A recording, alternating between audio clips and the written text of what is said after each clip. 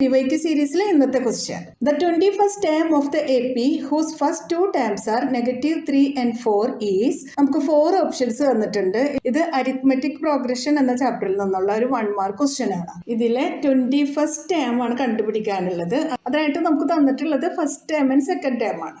A1 equals to first term, അത് -3. ഇനി second term തന്നിട്ടുണ്ട്, അതാണ് A2 equals to 4. Common difference D equals to A2 minus A1 equals to 4 minus -3 equals to 4 plus 3 equals to 7. 21st term equals to A plus n minus 1 into D. ഇവിടെ first term A -3 ആണ്, common difference D 7 ആണ്, nth term n equals to 21 ആണ്. ഈ values എല്ലാം നമുക്ക് ഈ ഫോർമുലയിലോട്ട് substitute ചെയ്യാം. അപ്പോൾ